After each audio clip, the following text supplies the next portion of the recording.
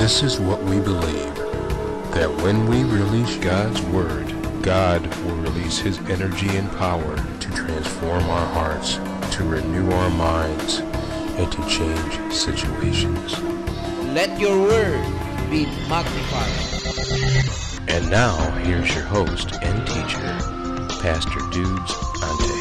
And Lord, this is what I believe, that when I release your word, I must decrease, Jesus must increase. Okay, so let's pray. Father, in the name of Jesus, we thank you. We bless you and we honor you tonight. Thank you so much, Father, for this wonderful time with you. We thank you for the presence of the Holy Spirit. I know that He is here. And He is our great teacher, our mentor, our equiper. Father, I thank you for the mind of Christ, the calling, the abilities, the righteousness, and the anointing that I have. And because of that, this is what I believe, that when I release your words, you will release your energy and power to transform our hearts, renew our minds, and to upgrade our practical situation. Let your words be honored, be magnified, and be glorified in our hearts. I must decrease, Jesus must increase. All glory belongs to you in advance. In the mighty name of Jesus, your Son, everybody say, Amen and Amen. Okay, so balik po tayo, as I said. So according to the book of Hebrews 12, verse 3, or 2 or 3, anong sinabi po doon?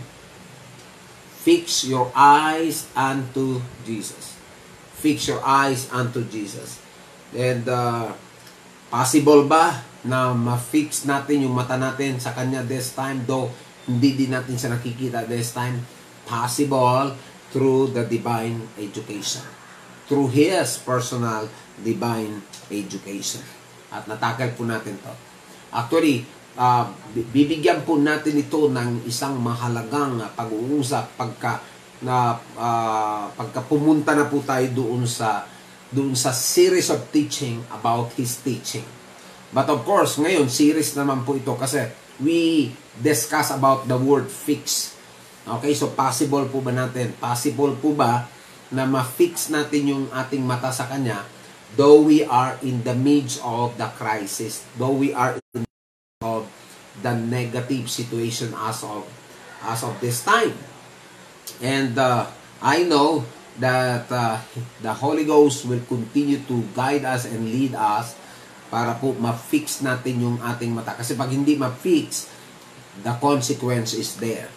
Yung consequence po ay ating mararanasan. Okay?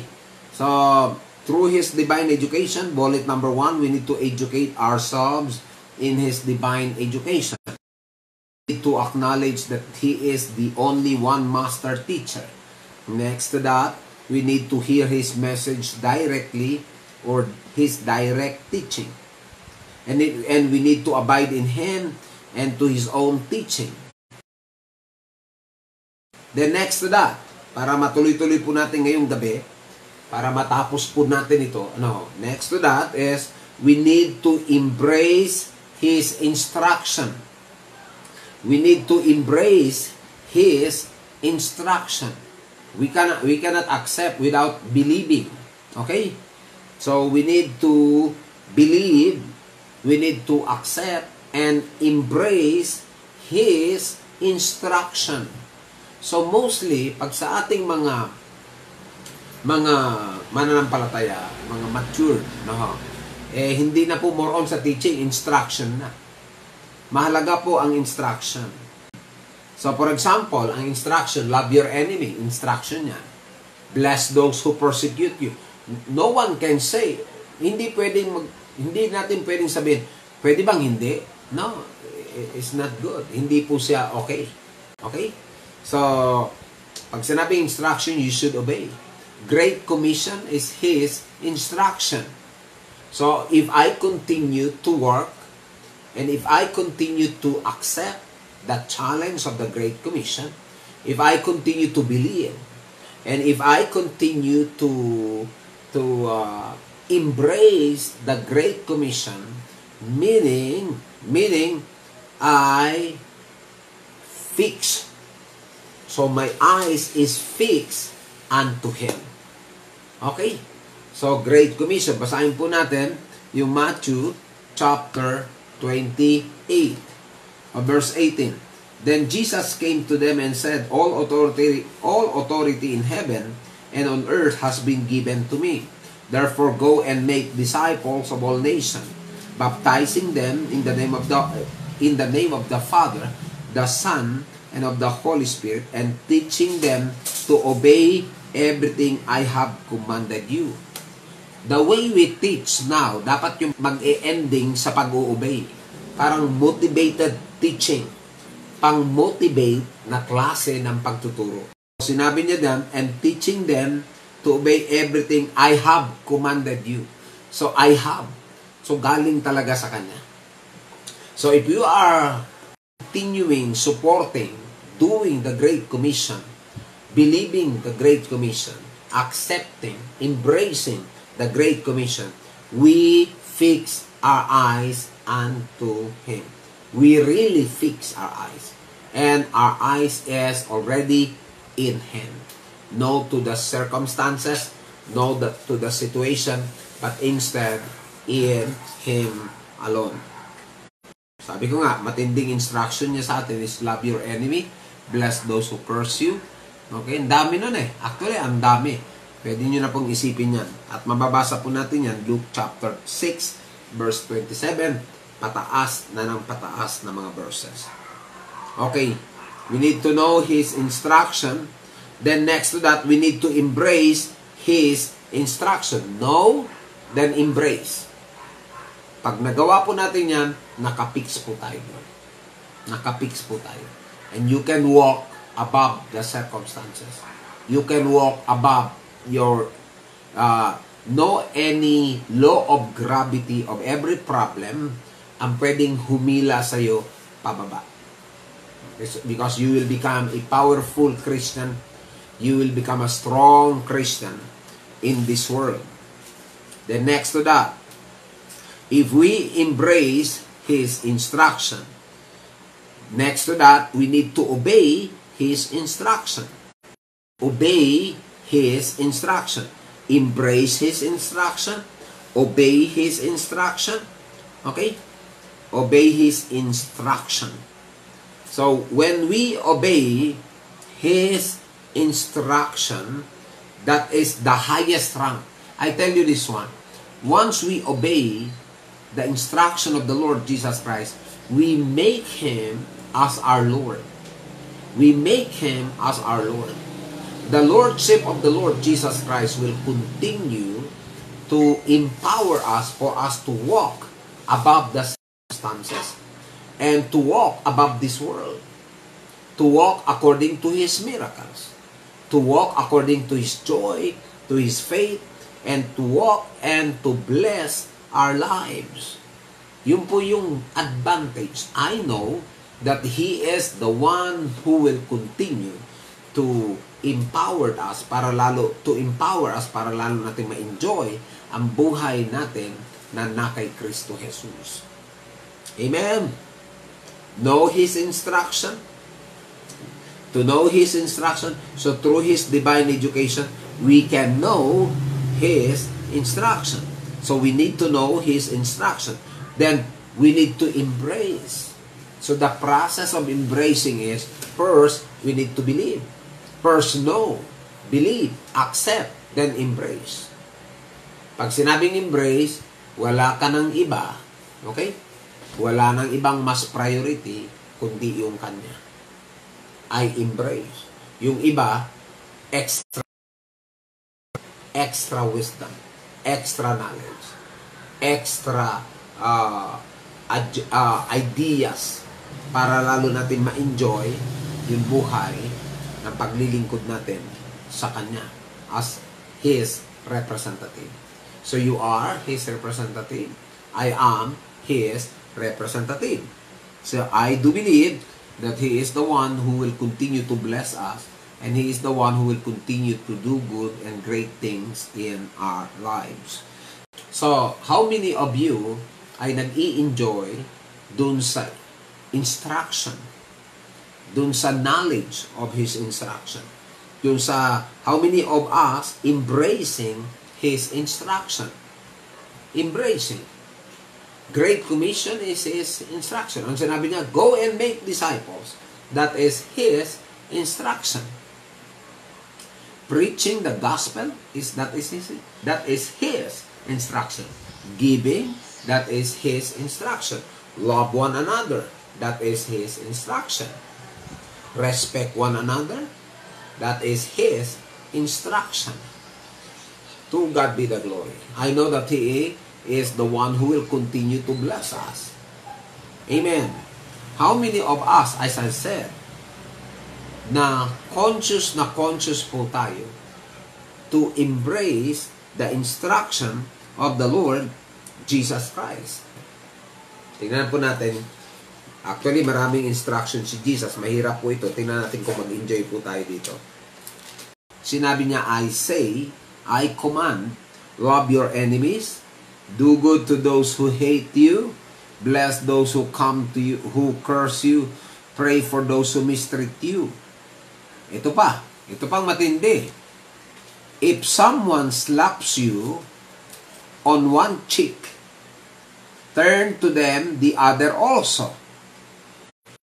Someone takes your coat, do not withhold your shirt from them. Give to everyone who asks you. And if anyone takes what belongs to you, do not demand it back.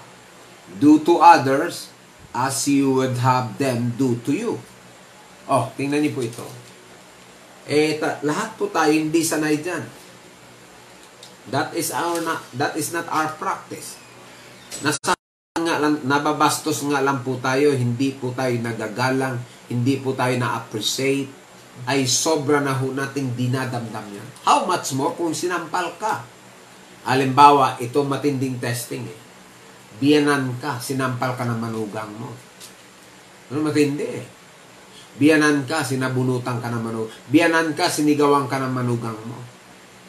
Yun yung matitinding test. Wag naman. God forbid. Baka makalimutan po natin. Pero ma'am and sir, pag palagi po natin ito, conscious talaga tayo na, Ama, Panginoong Jesus, wag mo naman sanang paintulutang mangyari sa akin yan. Baka hindi ko kakayanin. Alam kong hindi nyo ako bibigyan ng pagsubok na hindi ko kakayanin ngayon. Pag ninakawang ka, wag mo na raw kunin. Magbigay ka sa lahat ng naghingi sa'yo. Ang hirap nun. Pero this is only a test. Are you willing to do this? Kung sakasakali, are you willing to embrace this teaching? Kaya ba natin i-embrace? So, no, ay ngayon, alam na natin. Obey, kasi sabi nun, embrace His teaching and obey His instruction. So, when we obey His instruction, we make Him as higher rank from us. Kung nag-obey ako sa Kanya, I make Him higher rank. So, kung colonel ako, general siya. Brigadier General. Do to others as you should have them do to you. Do to others kung anong gusto niyang gawin din nila sa'yo. But it doesn't mean na kapag gumawa ako sa'yo ng mabuti, gawan mo rin ako ng mabuti. No. The right is, pag gumawa ko ng mabuti sa'yo at gusto mong gumanti, gumawa ka sa iba. Of course, we have a grateful heart. Normal naman po sa atin. Pag ginawang ka ng mabuti, please, gawan mo ng mabuti. Lalo na pag pera ang pinag-usapan. Napakahalaga po yan. Money is life.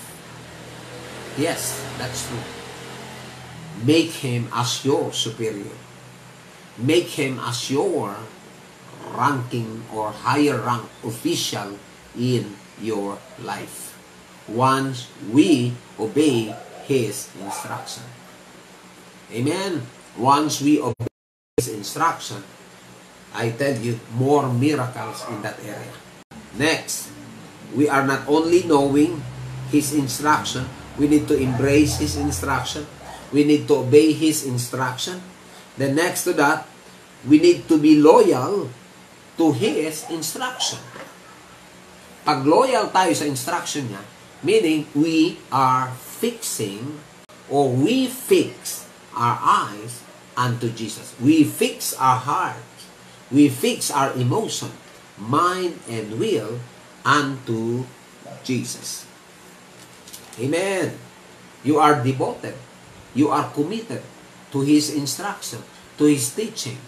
Once you are committed, once you are devoted, once you are loyal, you are not only embracing, you are not only obeying, but you are now loyal. So ang ending noon, you are loyal to this great Jesus. He is your great Jesus in your life and in my life. And I am so blessed to know this, and I am so blessed that God will use me to introduce Him and to introduce His teaching to you. Amen. Though mayroon tayong equal of authority, but it doesn't mean we will become His superior. He is our permanent, eternal superior in our lives. Amen. Praise God for that.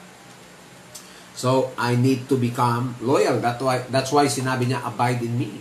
Abide in me and my words abide in you. I do believe once we are loyal to Him, that expression. Kaya nga po yung Sunday, ang Sunday po is the least expression of our loyalty to Him. Yung Sunday service. Yung every Sunday, nandun po tayo. Pinaka-least po yan eh. Yung, pero, least, pero malaking bagay po yun. Pinaka-least, pinaka-easy na expression that we can have or we can express to Jesus. And that is a sign of your gratefulness. You are so grateful, I am so grateful to Him if I did that. Plus your serving. Plus your witnessing. And once you witness, you are now entering to the higher level of serving and to the higher expression of making Him as your superior or above you. And you can say, I can say, that once na ganyan po ang mangyari po sa atin, madidevelop yung ating pananampalataya. And katulad po niyan, it's all about His instruction. Love your enemy, bless those who curse you, pray for those who mistreat you. Tayo nga, hindi tayo ganun po eh. Alam mong nangyari sa atin? Yung dila natin, hindi natin kayang tigpigilan magsalita dun sa mga nagkakamali po sa atin. Meaning, hindi si Jesus yung Lord ng ating dila. Papalpak at papalpak po tayo. At yung immaturity, yung po yung laging mangunguna. Yung immaturity, yung po yung laging maitataas. At lagi nating magagawa sa buhay na ito. I can say that Jesus is the one who can rebuke you, who can rebuke me, and He is the one who can bless you. He is the one who will empower, and He is the one who will instruct the Holy Ghost to empower you and to bless you or to reward what you have done to Him. I cannot command the Lord Jesus Christ, but I need to pray. I need to cry. I need to kneel down before Him. I need to surrender everything. Lahat po ba tayo nakaranas ng mga pananakit ng kapwa-tao natin? Lahat na ba tayo nakaranas na tayo po ay nasaktan na hindi lang isang beses? Na walang pakundangang salita ng mga tao. Lahat po tayo biktima na tayo po ay na-misinterpret. Na tayo po ay hindi lang na-misinterpret, tayo po ay na-degrade. Once na mayroong degrade, once na mayroong nandi-degrade sa atin, always remember His instruction. If you really meaning you are not only worshiping Him, but instead, you are conscious about His instruction. You are not conscious about His teaching. Yung teaching, blessed are the merciful, yung mga teaching niya. But His instruction, kakaiba po yan. And you know what? His instruction are, I can say that bulk of power, bulk of energy, bulk of reward ay nasa instruction niya.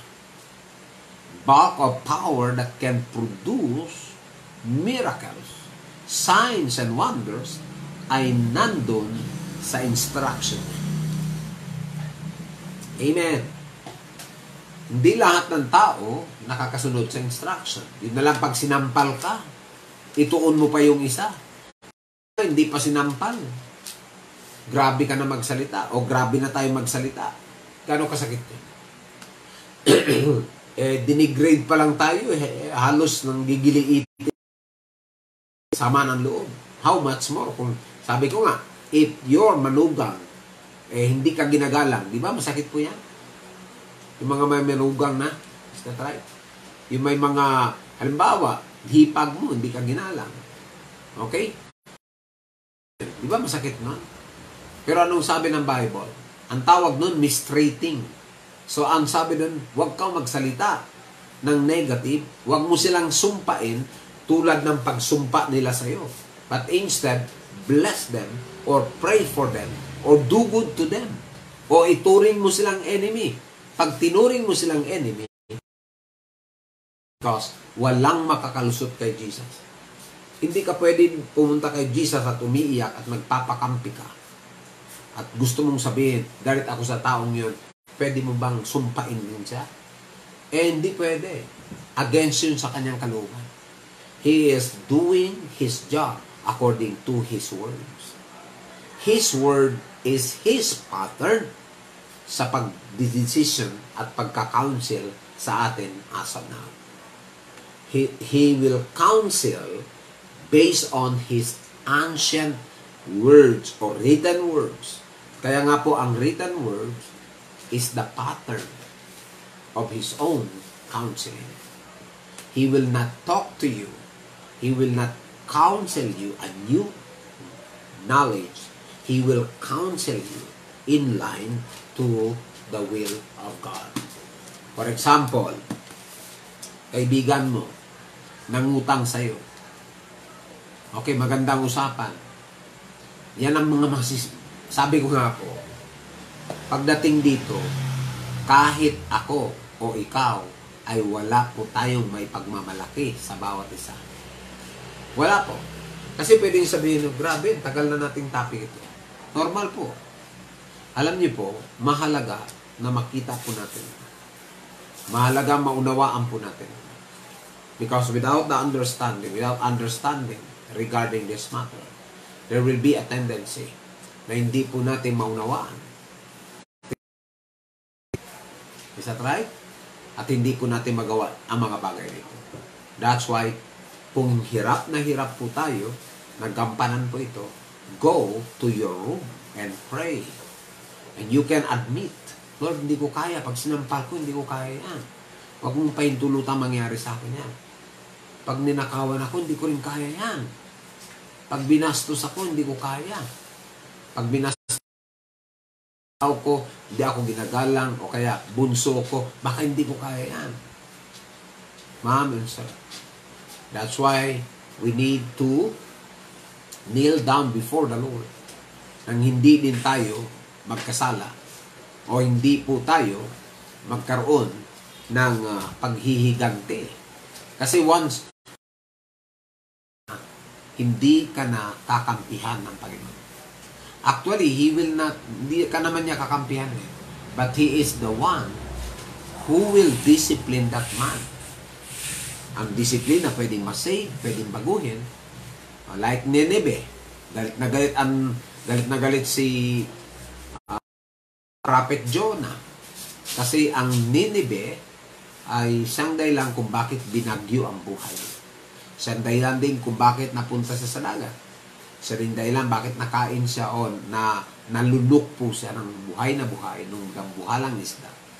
at 3 days and 3 nights nasa laot. Gaano kahirap yun? Nakulong ka na hindi mo alam kung makabalik ka pa. Is that right?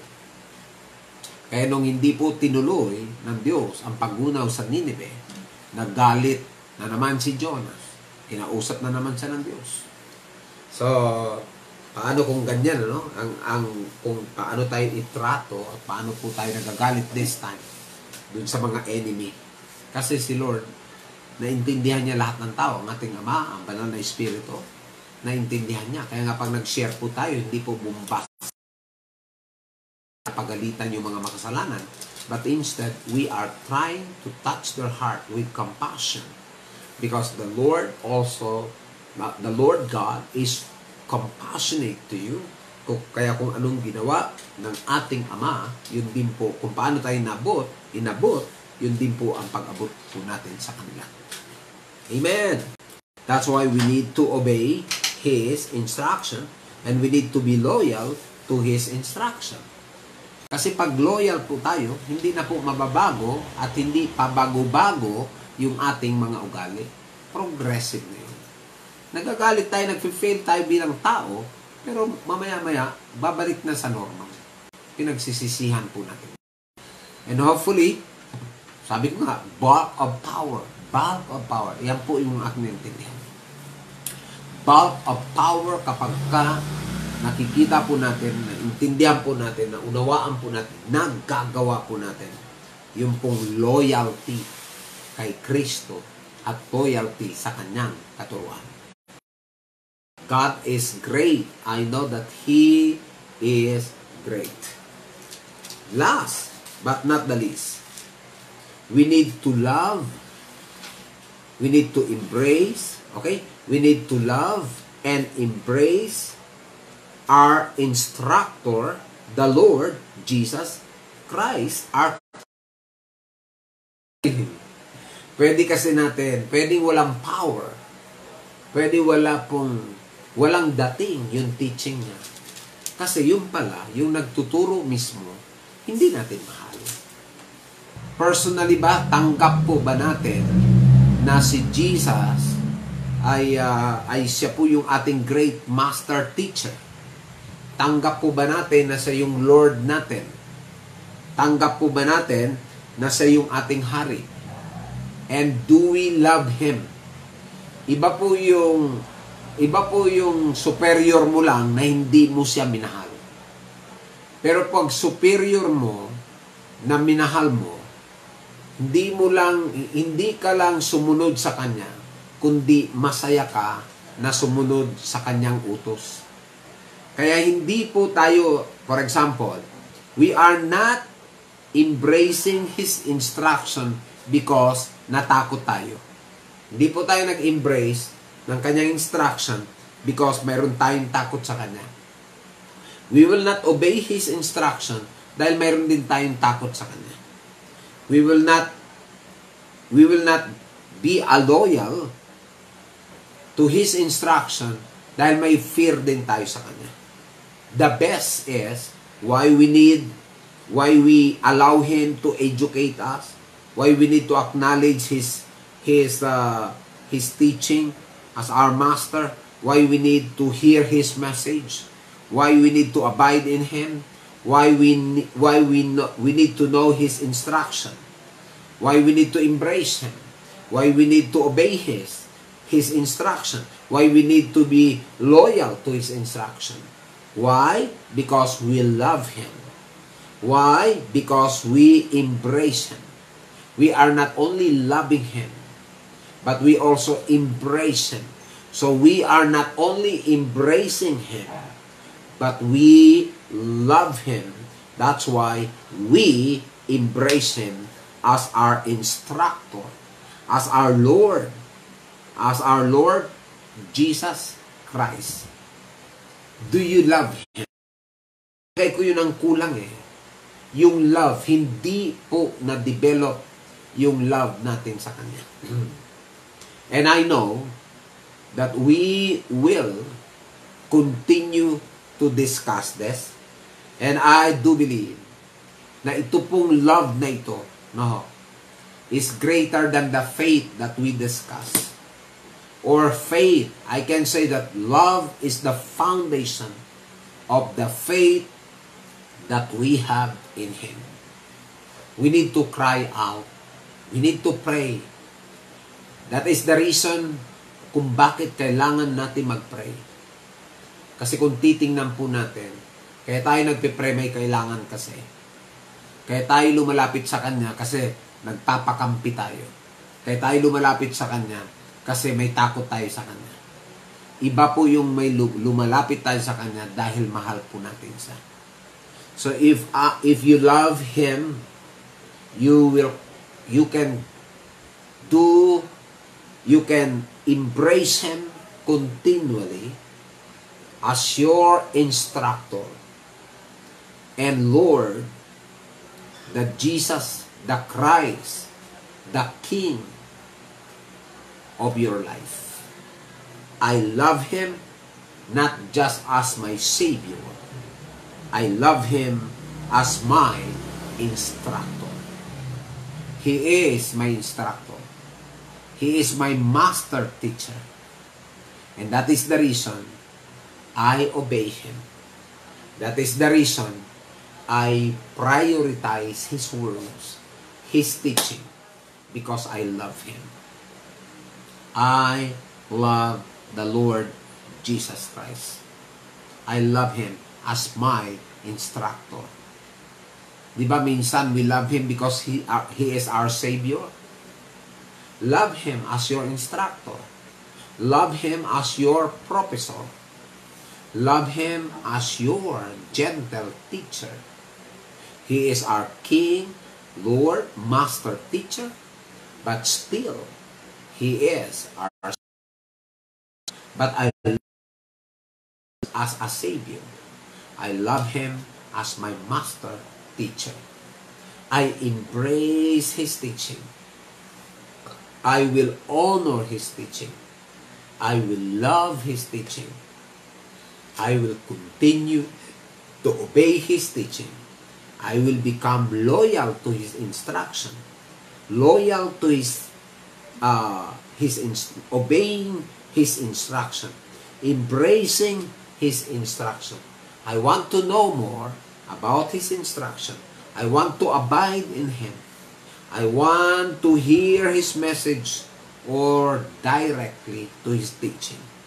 I want to acknowledge that He is my master. I am willing to be His student because I love Him to be my instructor. He is my instructor. He is my loving instructor. He is my powerful instructor. Amen. Anong sabi ni Jesus? Take my yoke upon you and learn from me, for I am gentle and humble in heart, and you will find rest for your soul. You will find rest for your soul once He is our instructor. Kung mahal natin si Jesus as our instructor, kung mahal natin si Christ as our great teacher, na ginagampanan ngayon ng Holy Spirit sa buhay po natin, I tell you, ma'am and sir, pag hindi galing kay Jesus yung teaching, pag hindi tunog galing sa Kanya yung thoughts, yung ways, yung wisdom, yung knowledge, anong sinabi po kanina dun sa ating syllabus, sa Module 1, ang sinabi doon, leave them. Leave them. Leave them. Yun po yung totoo. And thank God, I know that both of us, ay matutong mahalin ang Panginoong Jesucristo. Before, listen to this, biktima din po ako nito kaya nga sobra ko pong pinagsisisihan po ito. Before, I love Jesus as my Savior. Before, I offer my life as a living sacrifice. I offer my body as a living sacrifice in the view of His mercy. But now, listen to this. Once you obey, biro mo sinampal ka, tapos sasabihin niyang magpatawad ka. If someone slaps you on one cheek, turn to them the other also. If you don't love the Lord Jesus Christ, you will not obey this. Talagang, sabi ko nga, dapat iyakan natin ito. Kahit ako, wala ho ako may pagmamalaki. Pag nasaktan, bumibigay din. Pag nasaktan, ay umuusok din ang leon. Ang ilong parang leon. Ang gigiliiti din. And I can say, I fail if I do that.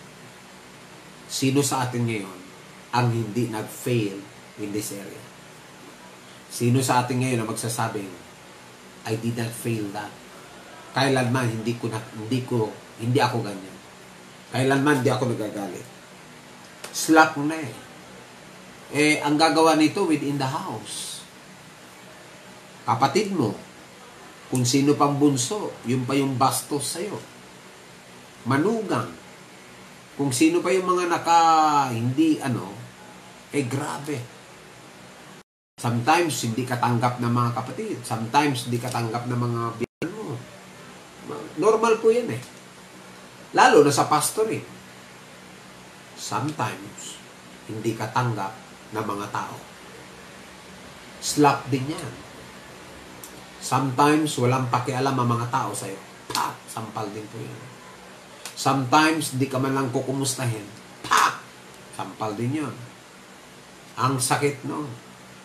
Is that right?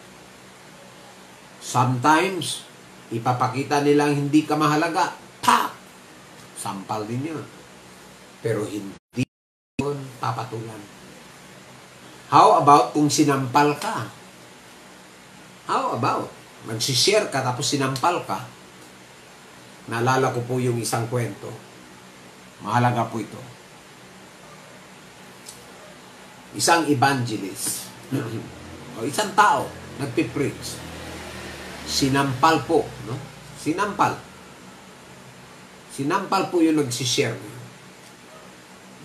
Dito to yan, pagsampal sa kanya, alam niyo po, 3 araw lang, napatay ng saksak yung lalaking nanampal. Mayroon namang isang evangelist, gustong tagain kasi gusto niyang pahinto yung preaching. Alam mo, pag taga sa kanya, hindi po natuloy, gumanon lang. Kahit na gaganunin niya, ganun lang. Walang nangyari. I tell you, ma'am and sir, sa aming mga pastors, karanasan ko yan. Karanasan ko yan, personally, sa buhay ko. Karanasan kong masaktan. Karanasan ko. Napakasakit. Napakasakit po yun. Ma'am and sir, this is the time that we need to pray. Hindi natin kaya ang current ng mundo. Hindi natin kaya ang current ng immaturity sa body of Christ as of now. Hindi natin kaya. Masasaktan at masasaktan tayo. And that is the reason that we need to run to Jesus. That is the reason we need to fix our eyes unto Jesus. So that we can walk above the water. We can walk above the circumstances. Magiging tayo. Magiging conqueror po tayo. I can say, pag naranasan nyo na nabastos, hindi mo dapat ipalatayin. May mga panahon na habang nagsishare ka, mga tao palakad-lakad lang. May mga tao. Ay, grabe. Lalo na sa pag mga nasa mundo na. May mga panahon na habang nagsishare ka, tumatawa ng ngiting aso, yung isang tao, na Christian din.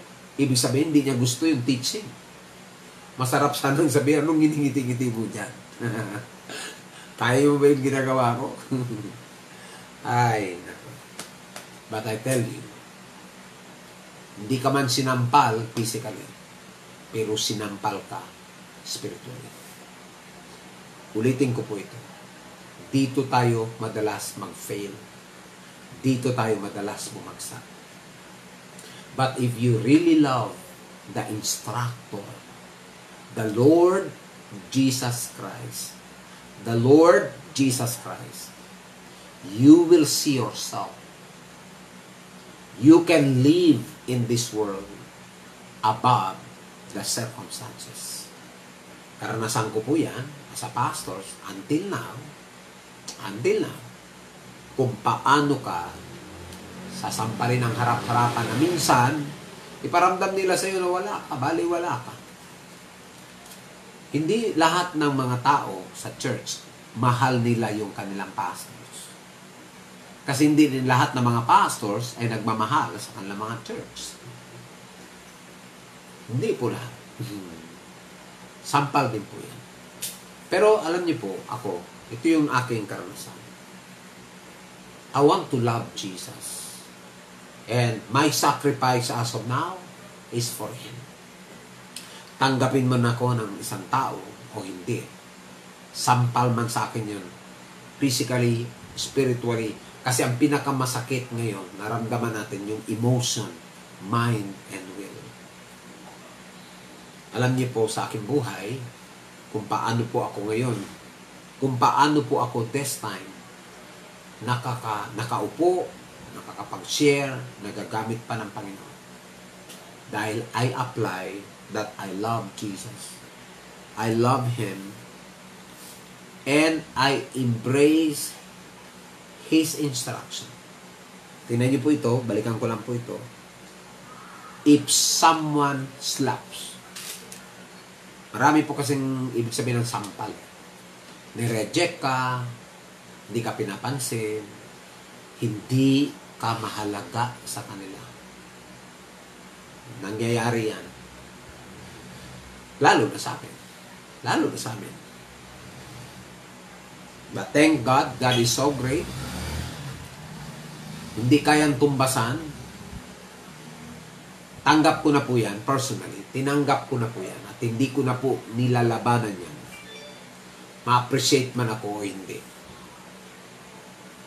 Mamahalin man ako ng tao o hindi. I will continue to love the Lord Jesus Christ.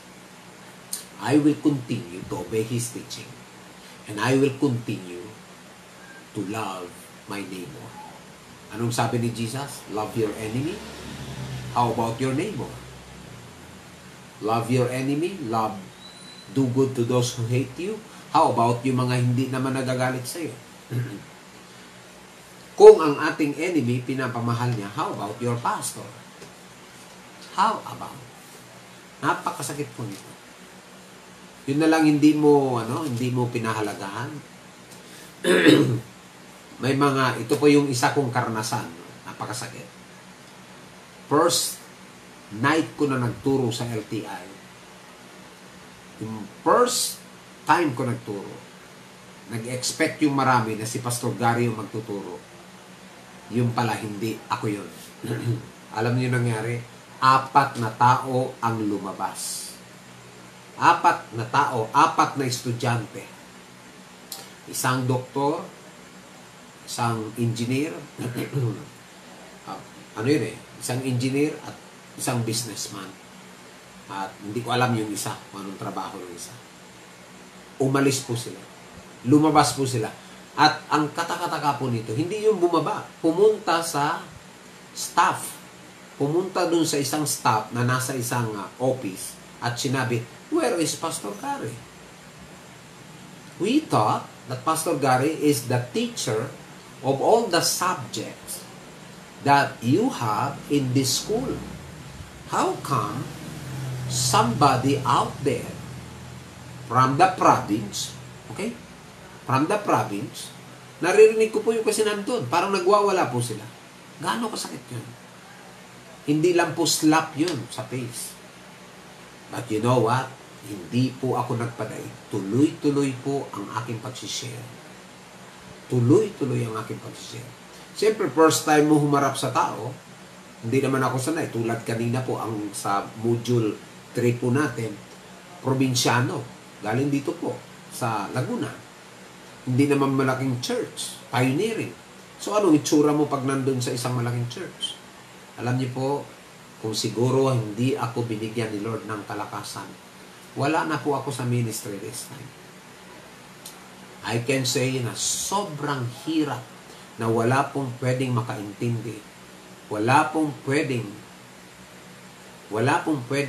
mag-comport sa akin that time. But thank God, God is so great. He is so great.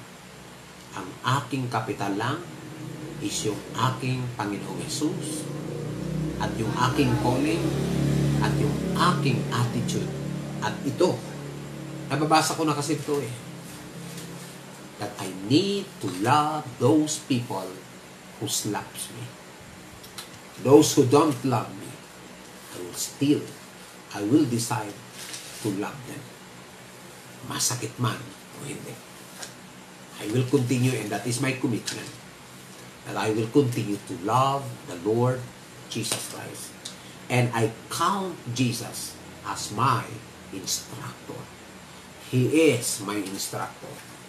He is my love. He is my Lord. He is my master. He is my instructor. He is my professor. I love Him. Gaano mang kasakit, kaano man, ako ang mag-a-adjust dun sa teaching niya. Hindi po siya. And last verse na bibitawan ko po ngayong gabi is dun sa book of Galatians. Galatians chapter 6 verse 6. Nevertheless, the one who received instruction in the word should share all good things with their instructor. With their instructor. Who is our instructor?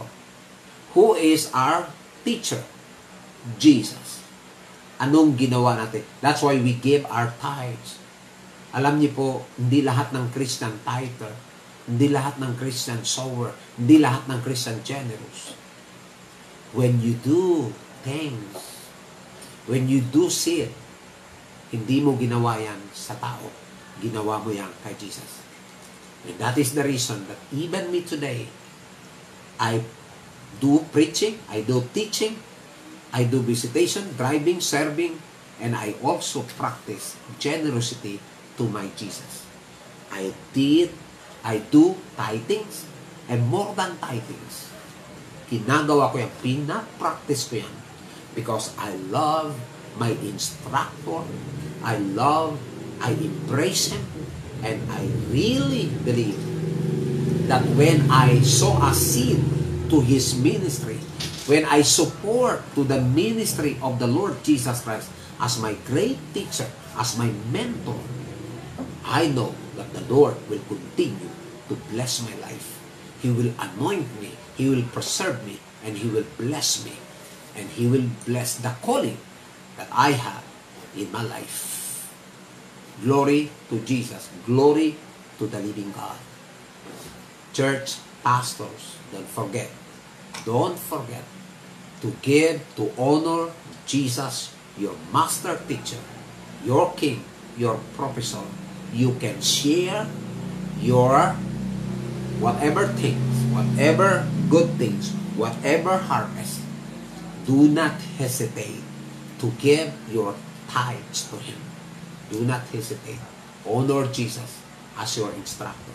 Love Him and embrace Him as your instructor. Amen? Thank God. Itong lahat ng ito I honor Jesus, and that is the reason I continue to make myself as a living sacrifice. I lay down myself to Him as a living sacrifice because I love Him and I honor Him. That's why until now, I sow a seed to His ministry. Not only my body, but also in the area of finances. So do not stop supporting the ministry of the Lord Jesus Christ, and you will see yourself. You can walk above the circumstances, makakabayad tayo sa mga utang, makakabayad tayo sa mga bills natin, makakabayad tayo sa lahat ng ating mga pinagkakautangan, makakabayad din po tayo sa mga bayarin po natin because you honor Jesus as your master. So when you give your tithes, hindi ka nagbigay sa church. Once you sow a seed, hindi ka nagbigay sa church mismo, kundi sa Panginoong Jesus. Amen? Thank you so much for your time. And I know na malaking bagay po itong gabi ito. I love the Lord and we will continue to discuss this dun sa mga darating pang mga subject po natin. I know that the Lord will give us more wisdom, more power in this area. Amen. Glory to God. Glory to God in the highest. And I know that we can now fix our eyes unto Jesus by making Him, by allowing Him to educate us, to acknowledge Him, and of course, to hear His message, to abide in Him, in His words, and to know His instruction, to embrace His instruction, to obey His instruction, and to be loyal to His instruction, and most of all, to love Him and embrace Him as your instructor in your life. By sharing good things to Him. Don't stop supporting the ministry of your Master, Jesus Christ. Not only in skills, in talent, but also in the area of finances. To God be the glory. Don't forget to remember, if someone slaps you, just give the other one. Pero, kahit hindi na maranasan yan, nasampal ka na ng boss mo, ng kapatid mo, magulang mo, ng kahit sino. That's why we have to keep the word unforgiveness. Just forgive always. Kung hindi na tayo ginagalang ng mga tao, wala tayong magawa. Lahat yan may purpose. Okay, so let's pray. Hallelujah. Father, in the name of Jesus, we thank you, we bless you, and we honor you tonight. Thank you so much for this wonderful night. Alam ko, Ama, na lahat ng ito ay pinahintulutan mo na mangyari. Thank you for this message. We are so blessed. Thank you, Father, that you are always there. And you are the one who will give us more power, more wisdom, more knowledge, more understanding, so that we can fix our eyes unto you. Hindi po na kami makukuha ng hangin, ng alon, kundi ang mata namin nakapix sa iyo. Bless every one of us. Thank you so much, Father. And I speak blessing, favor, miracles. Once again, I release the miracles of salvation, the miracles of healing, the miracles of provision, in Jesus' name. In Jesus' name. Amen and amen.